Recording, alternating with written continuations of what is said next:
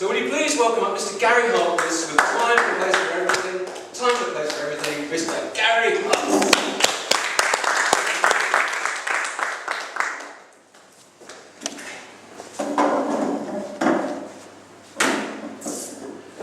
There is a time and a place for everything. I was waiting at the airport several weeks ago, and I was reminded of this fact through several reasons.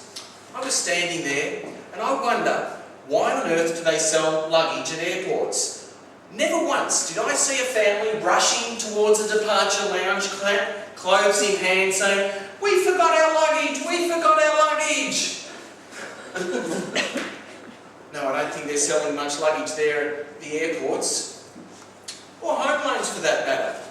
I kid you not, but right beside the departure lounge is a big sign that says, "Here at the ANZ Bank, we're here for you to lend you money for your ideal house right here and now." Who are they trying to appeal to there? That impulse buyer who's saved and scrimped for this holiday, looking forward to 2 glorious weeks in sunshine, thinking, "I can't wait, but wait, I know what I'll do. I'll go and apply for a home loan. I need to buy that house right now." And let's say you did buy that home. You'd have to deal with real estate agents. They're a weird breed. There's never a right time or place to deal with real estate agents. In fact, a friend of mine's a real estate agent, and often he'll cut a phone call short with me and say, "Look, I've got to go, Gary. The professional photographer has just shown up." What, they need professional photographers for homes? I can hear them now. Cameras in hand. "Oh, that's it, baby. Show us your lock-up garage. Oh, come on, supermodel style. You're so close to schools and amenities." No, there's never a time and a place to deal with a real estate agent.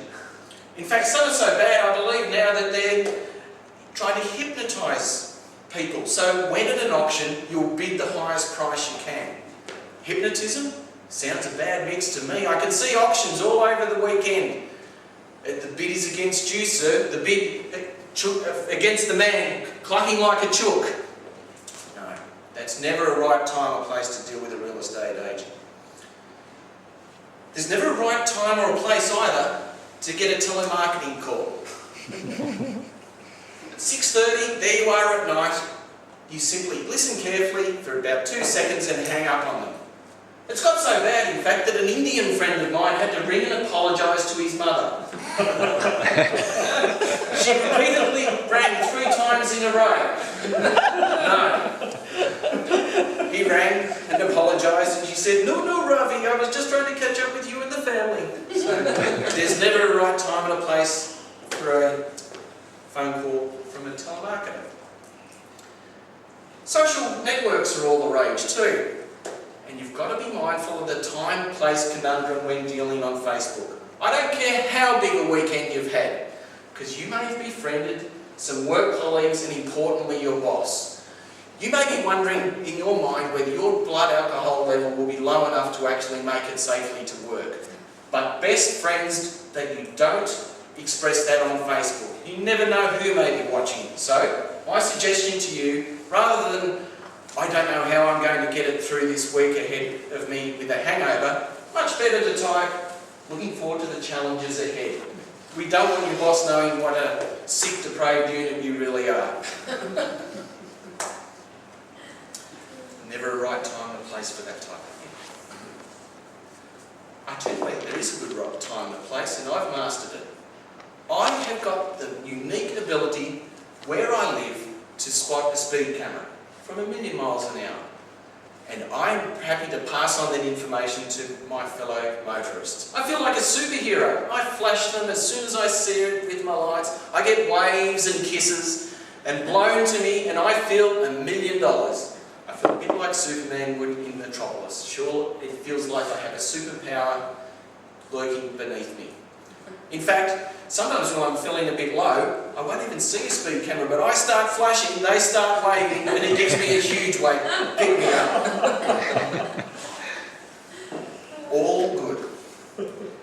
Friends, that's the time and a place for that. But even I have my issues with time-place conundrums. I remember the first one of my child 17 years ago. My wife was there gallantly doing what she was in the delivery room. It was very, very late at night, and the midwife came to her and said, "Now, to relieve the pain, what we can do is get the anaesthetist to submit you to an epidural. It'll take away the pain, but I must warn you, the anaesthetist is one of Melbourne's best. He lives about an hour and a half away from here. We will have to wake him up, and that's up to you." She said, "Yes, just get him, just get him." At that point, I said, "Jeez, how much is that going to cost?"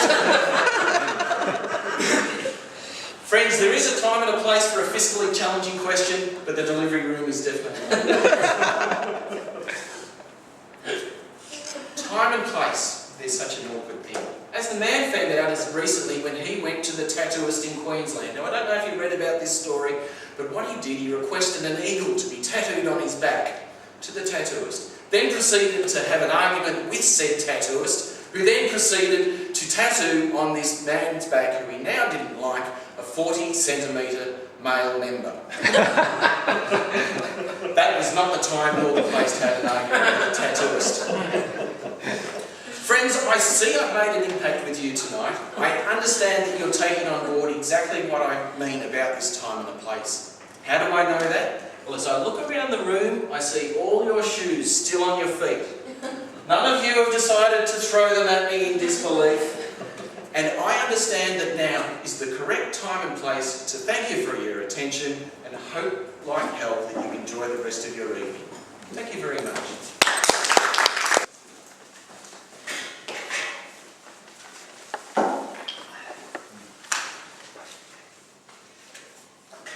Gary, thank you for a really entertaining and really humorous speech.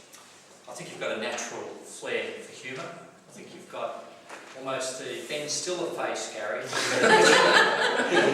You've got a natural face for humorous speeches and a natural outgoing manner, which really works well with that type of thing. And a good sense of humour, that's the key thing with humorous speeches. And part of the speech objectives, one of the speech objectives was to relate the opening to the theme, and you did that really well. I like the laundry basket because it adds a bit of curiosity. You draw the audience in straight away. People are wondering, what is that all about? And you're into it straight away, running across the stage here. The family, just imagine it, stuff flying everywhere, kids everywhere, and they're running to that flight and as if they're looking for baggage. So that you achieved that goal really well. And the humour continued through the speech. I don't know how many gags there were through there. There were 6 or 7 or 8, and they were all really funny, and that's a very important part for a humorous speech. A couple of recommendations. I would maybe slow it down a little bit. I think, and as an example, it's a really good part of the speech where you have the real estate people taking a photograph, and the lines like, "Oh yeah, you're so close to those schools and amenities," but you were sort of going full bore at that stage, so the tone remained the same and the pace remained the same. So just think about that. You've got a whole 7 minutes, and I think you could fit that speech in nicely just with a little bit of slowing down and a bit of emphasis, and again it brings the audience in a little bit more as well. And probably the flow a little, might get down to rehearsing a bit. I think if you keep doing it again, rehearse a little bit more, because I could sense a little bit of stopping and starting where you had to think, bring yourself to, okay, what's the next line sort of thing. That's a real challenge. It's no easy task to give a speech without notes, and a humorous speech needs to be without notes really, so it is a challenging speech, but that's just something, a bit of rehearsal and to remember those lines as you go through. I think on the positive side also, you brought the audience in really well, and that was at the start by, again, the curiosity, and you had the audience laughing. It's always a test of a humorous speech. What's the audience's response? And you got some really good laughs there. They were with you through that and really enjoying it, so it was a lot of fun. So all around, I would work or continue on those things like a prop with the laundry basket. I think that worked really well. You related it was very relevant. All your points were very relevant to the topic, and the joke about all the jokes were really on the mark with that.